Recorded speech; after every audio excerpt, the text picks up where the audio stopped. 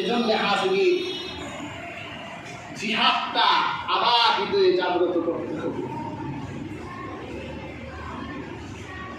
আপনি জিহাদ কখনো করেননি, এটা জিহাদের দেশ নয়, এ দেশ দারুণ। আমার এদেশে জিহাদ এখনো খরচ হয় নাই, কিন্তু তাই বলে আপনি জিহাদের চেতনা যদি ভুলে যান, আপনার মৃত্যু হবে মুনাফিকের মৃত্যু। রাসূলুল্লাহ হাদিসে বলেছেন, রাসূলুল্লাহ বলেছেন, যা দিনের ভিতরে জিহাদের তামান্না থাকে না, মান মাতা, রাসূলুল্লাহ বলেছেন, মান মাতা আলা শুবাতিন মিন নিফাক, সে যেন মুনাফিক হয়ে মৃত্যুবরণ করবে।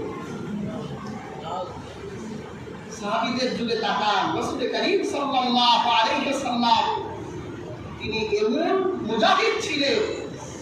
রাসূলুল্লাহ তিনি যখন দোয়া করতেন আল্লাহর কাছে, রাসূলুল্লাহ নিজে শাহাদাতের দোয়া করতেন। সুবহানাল্লাহ। আল্লাহর হাবিবের সাহাবায়ে কেরাম এমন কোন সাহাবী ছিল না যে সাহাবীর ভিতরে জিহাদের তামান্না ছিল না। ইয়া হাজিরিন, আল্লাহর হাবিবের একজন অন্ধ সাহাবী ছিলেন আব্দুল্লাহ ইবনে মাকতুম। আমার রাসূলের মুয়াজ্জিন ছিলেন। আমার রাসূলের যে কয়জন মুয়াজ্জিন ছিল তার ভিতরে অন্যতম ছিল ওই অন্ধ সাহাবী আব্দুল্লাহ ইবনে মাকতুম। তিনি হযরত উমরের সময়ে গাজওয়ায়ে কাদিসিয়ায় অংশগ্রহণ করে সেই যুদ্ধে তিনি শহীদ হয়ে গেছেন। সুবহানাল্লাহ। আর যে ভূখণ্ডে জিহাদ চরমতা ধারণ করবে, হেদায়াত তবে আছে, ওই ভূখণ্ডের স্ত্রীরা স্বামীর অনুমতি ছাড়া আর গোলামগুলো মালিকের অনুমতি ছাড়া জিহাদে চলে যাবে। জিহাদ এত গুরুত্বপূর্ণ। আজকে ফিলিস্তিনের জিহাদ ফরজে আইন, সেখানে স্ত্রীরাও যদি জিহাদে অংশগ্রহণ করে স্বামীর অনুমতি লাগবে না, গোলামরা জিহাদে অংশগ্রহণ করলে মনিবের অনুমতি লাগবে না। কিন্তু হাজরিন, আজকে আমাদের ভিতরে সেই জিহাদের তামান্না নাই। আর সাহাবাদের ভিতরে কেমন ছিল? আব্দুল্লাহ বিন জুলবাস্তাইনের একটা ঘটনা শোনায়।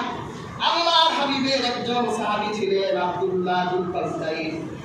তিনি এমন উচ্চ বংশীয় ব্যক্তি ছিলেন, ইসলাম গ্রহণের আগে তার সম্পদের কোনো অভাব ছিল না।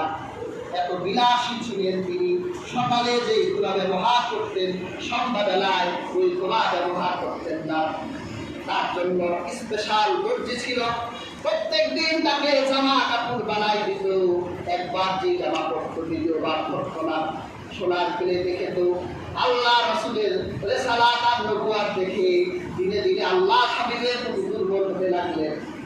চাচার কাছে গিয়ে বলল, চাচা, এতে ছিলাম ছোট্টবেলায় আপনার ঘরেই লালিত পালিত হয়েছি। আপনি বলেন মুহাম্মদ সাল্লাল্লাহু আলাইহি ওয়াসাল্লাম কেমন? তিনি কি সত্য নবী না তিনি মিথ্যু? চাচা বললেন, যতটুকু জানি মুহাম্মদ সাল্লাল্লাহু আলাইহি ওয়াসাল্লাম একজন সত্য নবী।